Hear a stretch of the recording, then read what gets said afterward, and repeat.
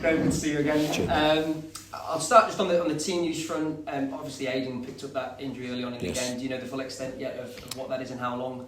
No, he's currently going for a scan now at 4 o'clock. So in 20 minutes' time, we'll get the scan done. Hopefully, get it back tonight or first thing in the morning. But yeah, he's probably going to be out for a couple of weeks at least, I think, according to Matt. Okay, and just on Verdane's situation, is he back in full training now? Yes, yeah, he trained fully on Friday with us, so yeah, he's now available for us to choose.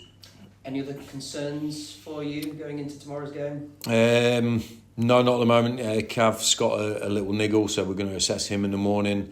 But apart from that, everyone else is fine to go. So only Callum, which we know about, Callum Johnson, Aidan and Sass, which we already know. And that's it. Everyone else is fit and available. On the back of Saturday, how have you gone about things today with the team? Is it a case of reminding them of those small details that you mentioned to us in the post-match, or do they need to be reminded? Do they know already? Look, I think they know we were below par. We didn't play well enough, but sometimes then we have to direct them towards one or two aspects that we can focus on, which starts the process of getting better. So that's what we've done this morning. We spoke about taking responsibility rather than having or creating an excuse culture, that we're honest with each other, we're honest with ourselves. It's the only way we'll get better, it's the only way we'll improve. So the right characters take responsibility. Ego looks for excuses. So we've spoke about this, and I think we've got a group of players that will take responsibility. That's been my experience of them, and I expect that to continue, because I think we've got some really good professionals. And like I said on Saturday, we'll always be aware of the performance and be honest with it. But let's be honest, we've been on an amazing run. Looking back, I think it's 5 months since we lost the league game. I know the summer's there, but it seems so long ago. So let's just remember that we're a good team, but then remind ourselves why we're a good team.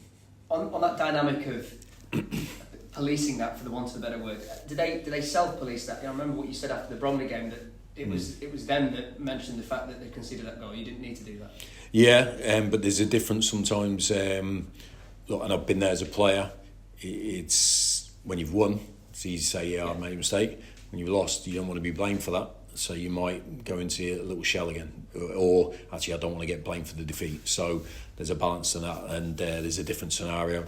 So we spoke about that. I spoke about some things I might have done wrong last week, first and foremost. And then we expect us all to live by that. We have to be open with each other. We have to be not afraid of putting our hands up if we feel we've made a mistake. A, because we'll get better, and B, I think it builds trust that we don't sit there in a perfection chair thinking we've done everything great and everyone else has made a mistake. We have to understand that we have to have that honesty about ourselves. And like I say, I've got no concerns that the players won't be honest with themselves first and then help each other to get better. But it's important. It is still my responsibility to focus on certain aspects and not go, there was this. Where do we start to get better? So let's just focus on 1 or 2 points. Can we do this better? Which I know we can. We've already done it this season. If we do that, that's the base of getting our performance back. One element of the goal that I wondered if it really pleased you was the way in which Clark took it to the edge of the box and had a shot, and that created the opportunity, and how much we've spoken about one, shooting, but two, actually Clark shooting in particular. And then it kept, you must be pleased with that. Yeah, this is the bit. It's why we talk to the players. It's why we put on certain sessions. It's why we put certain conditions in our training, because we know they turn up results and they help you win games. So. But then it's down to the players to show the right ability and calmness under pressure to make those right decisions. And I think it was Richie released Clark, and then Clark's seen the space in front of him. He's got great support inside and outside. Tyreek on the outside. I think it was Ollie and Cookie in the middle, taking defenders back. And then Clark committed to the space until he could get in shooting distance, hits the target, which is a big thing for us.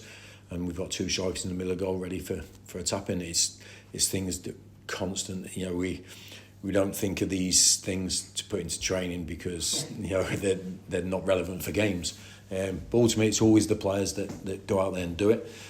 So it's great to see when they didn't get us anything from the game, but it gives them confidence, I would think, going forward, that if we do these things more often, then we'll score more goals. There'll obviously be other elements to the performance on Saturday, but was that something that they could have done more up until that point, just taking a shot just from outside? Yeah, but I don't think we played well enough to have enough sustained pressure. I thought we didn't have any sustained pressure in their final third. I think it was a little bit... if we had an attack, it ended up being an attack for them and vice versa. So it was quite counter-attack from both teams. So I can't think of too many occasions where we played well enough to get our creative goal scorers in those positions. And there's a responsibility on all the team, not just those guys. But yeah, I can't remember too many accounts where I'm thinking, he should have had a shot there. We've passed it. Well, I just don't think we got into those areas enough, with enough good numbers, with enough composure to have those opportunities. I know we have in previous games, and still our XG was reasonably good from Saturday, but sometimes the data can sway you away from the reality, and we could have had any data after the game, but my eyes tell me we didn't play well. On to tomorrow night. You're not going to give us your team news, of course, but is it an opportunity to try different things, to give players minutes that maybe haven't had them so far this season? Yeah, I've been quite open with that. I think last year was a perfect example. We, regardless of the opponent, I remember going to Derby County away. We still made 7 changes and won the game. We got to the semi-final. We still made numerous changes and played really well. So I really feel the value of this competition for the squad, and I've always done it at my previous clubs and had good runs, because I think these players have worked exceptionally hard in pre-season. I've said that we've got more than 11 good players. We have been consistent with our league team until a couple of injuries, until Sarce's injury, it's been the same team. But this game is a game where I want to give the opportunity to the players, regardless of what went on Saturday, regardless of result. We would have played the same team anyway, probably. Maybe 2 or 3 have come into it because of, or will stay in it because I feel they need the extra game, or we want them in the team. But it's an opportunity. Every game is an opportunity. It's an opportunity to state your claim for the next game. It's an opportunity to win a game of football, to do your job well, to go home feeling good about yourself. All those things. There's so much to look forward to in these games. So I'm expecting, and from training today, I expect the team to be excited about the game and go and show their true self. It was a competition last season that Tyler Smith really flourished in from a goal scoring perspective. Really good numbers in the competition. Yep. Obviously, we've not seen too much of Tyler this season thus yet. What's the challenge for him right now, Graham, to get those minutes, and could this competition prove to be again an opportunity for him? Yeah, I think it's everyone who's in our squad from now has an opportunity to play. That's it. Look, we've players have gone and left, and the squad we've got now is a clear run for everyone to get in the team. That's it. Tyler did have a really good season in this competition, especially with his numbers. As to him, what he has to do, he just has to be the best version of himself. I'm not expecting him to be anything different, but we do have strong competition. The numbers up there are really healthy, I would say. So whoever gets that opportunity tomorrow or on Saturday or next week, you have to take it. And that doesn't mean having so much pressure on your shoulders that you have to be man of the match and be spectacular. You just have to understand what the team needs from you and do all the basics well. And I think if you do the basics well, the good things follow. So whoever gets that opportunity, that's what we're expecting from them. You were so close last season, and it was so cruel the way that you went out because of the performance that you put in the semi-final. Does that still sit with you, and is that almost a motivating factor coming into this year's competition? I'm quite proud's not the right word, but But I look back on that run fondly because we changed the team every time we used the squad, and they still picked up great results. And the Derby one, especially for me, was an outstanding result. Because they were serious about winning that competition. Never mind that tie. You know what I mean? And they're a championship club now. So that was a brilliant result for us and brilliant performance. And what I loved about it was that it was players coming straight in from not playing on the previous Saturday, and a couple of them stayed in the side after that performance. And I think that's the best thing for it. And it's still a stinger because we were the better team in the semi-final. We should have got to the final at least, which is an amazing occasion for everybody connected with the football club. But ultimately, we got beat, and we had to take it on the chin. So it's whatever's gone on last season, we have to leave behind. But we do have to take confidence that when we made those changes, we took everything, we prepared for those games in exactly the same fashion as the league. As we've done today for tomorrow, I think the players understand now how we approach games.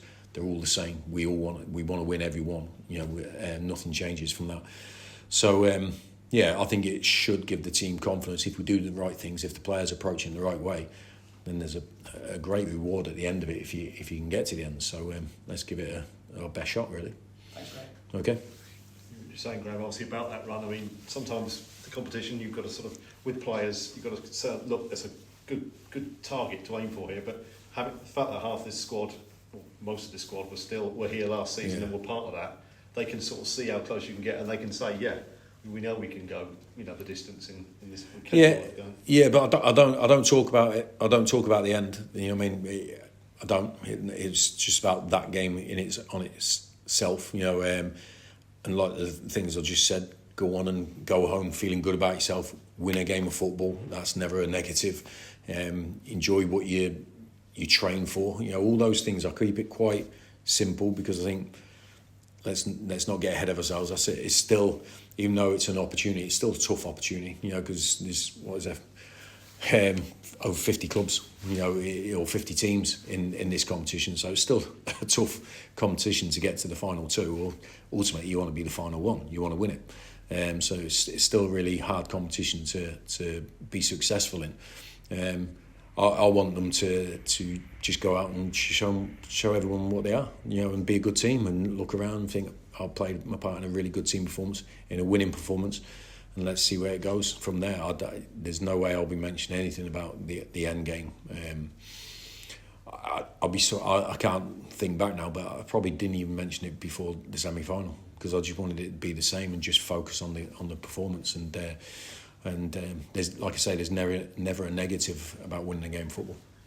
And the fact you're playing an under-21 team, in terms of preparing for it, is that always a bit more of a challenge in terms of, because when you get tapes of how they play, obviously they're playing against another under-21 team, and is it a little bit different dynamic when you're sort of trying to study the opposition? Yeah, you're showing your age now talking about tapes. Videotapes and all that a bit.